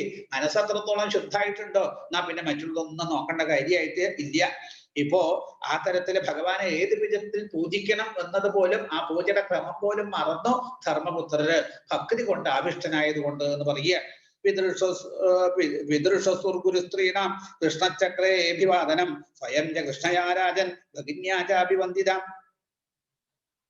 അപ്പൊ എല്ലാവരും അച്ഛന്റെ സഹോദരിയായിട്ടുള്ള കുന്തിയുടെയും ഗുരുതുല്യരായിട്ടുള്ള സ്ത്രീകളുടെയും അഭിവാദനം ഭഗവാൻ സ്വീകരിച്ചു. അതിനുശേഷം പാഞ്ചാലിയും ശ്രീകൃഷ്ണ സഹോദരിയായും അതുപോലെ പാഞ്ചാലിയും ആ കൃഷ്ണന്റെ സഹോദരി അങ്ങയുടെ അല്ലയോ പരീക്ഷത്തെ ആ പിതാമഹിയായിട്ടുള്ള സുഭദ്രയും ശ്രീകൃഷ്ണനെ നമസ്കരിക്കുകയാണ്. അത് കഴിഞ്ഞ് കുന്തി ദേവിയുടെ ആജ്ഞ അനുസരിച്ചിട്ട് പാഞ്ചാലിയും രുക്മിണിയും സത്യഭാമ ഭദ്ര ജാമ്പവതി അതുപോലെ തന്നെ കാളിന്തി മിത്രവിന്ദ മുതലായിട്ടുള്ള ശ്രീകൃഷ്ണ പത്നിമാരെ ആ വസ്ത്രാലങ്കാരങ്ങളെ കൊണ്ട് യഥാവിധി പാഞ്ചാലി പൂജിക്കുക. ഭഗവത് പത്നിമാർക്ക് താമസിക്കേണ്ട സൗകര്യം അവർക്ക് വേണ്ട കാര്യങ്ങളൊക്കെ പാഞ്ചാലി പോയിട്ട് നേരിട്ടൊക്കെ ചെയ്തു കൊടുത്ത് അവരെ ഉപചരിക്കുകയാണ്.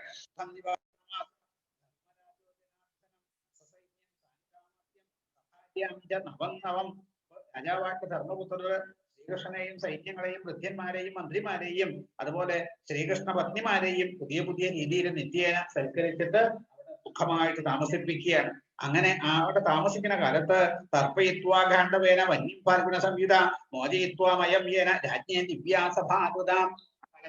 സഹിതനായിട്ട് ഗാണ്ഡവനെ സംതൃപ്തനാക്കി. അങ്ങനെ ആ അഗ്നിദേവനെ സംബന്ധിച്ചിട്ട് രാജാവിനായിട്ട് ദിവ്യമായിട്ടുള്ള ഒരു സഭ പണി കഴിപ്പിച്ചു കൊടുക്കുകയും ചെയ്തു എന്നാണ്. അങ്ങനെ ഇപ്പോ ഇന്ദ്രപ്രസ്ഥം എന്ന സഭ നിർമ്മിച്ചു കൊടുക്കുകയാണ്. അങ്ങനെ ആ സഭയിൽ ഉവാസ ഗജിതിന്മാസാൻ രാജ്ഞപ്രിയ ജിഗീർഷയ വിഹരൻ രഥമാരൂഹ്യ ഫാൽഗുനേന ഭടയഹൃത.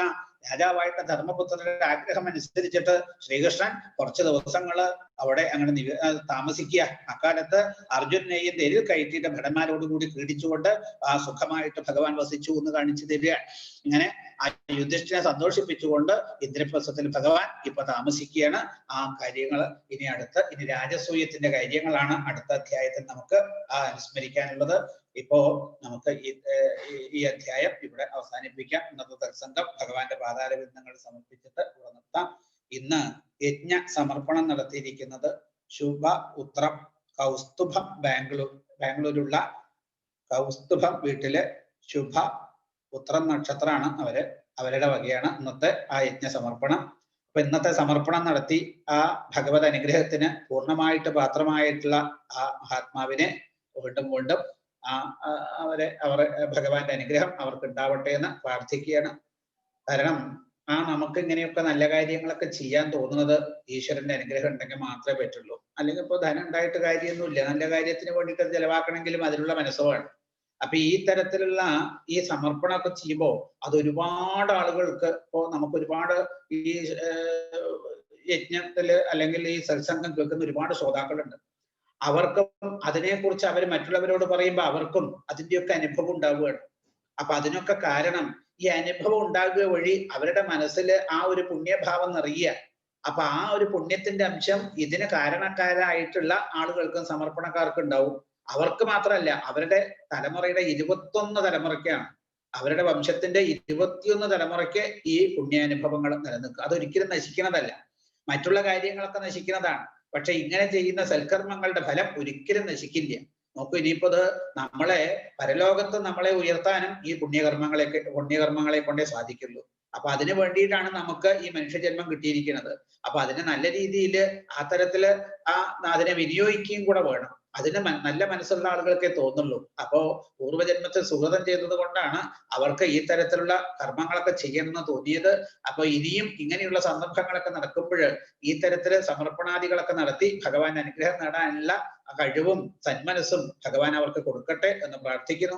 ഏതൊരാഗ്രഹം മനസ്സിൽ വെച്ചുകൊണ്ടാണോ ഈ സമർപ്പണം നടത്തിയത്, ആ ആഗ്രഹം ശ്രീ ഗുരുവായൂരപ്പൻ അവർക്ക് സാധിപ്പിച്ചു കൊടുക്കട്ടെ എന്ന് എല്ലാവരും മനസ്സിൽ ഭഗവാനെ കണ്ടുകൊണ്ട് പ്രാർത്ഥിക്കുക. ഇന്ന് ഇവിടെ നമുക്ക് ഈ സത്സംഗത്തെ ഭഗവാന്റെ പാതാരബിന്ദങ്ങൾ സമർപ്പിക്കാം. ബാക്കി കാര്യങ്ങൾ നാളെ ആ രാജസൂയത്തിന്റെ ആലോചനയൊക്കെ ജരാസന്ധന്റെ വധമൊക്കെ അടുത്ത ദിവസം നമുക്ക് അനുസ്മരിക്കാം. കായേന വാചാ മനസ്സേന്ദ്രിയർവാ ബുദ്ധ്യാത്മനാവാ പ്രകൃതേ സ്വഭാവാൽ കരോമി യദ്യ സകലം പരസ്മൈ നാരായണായേതി സമർപ്പയാമി.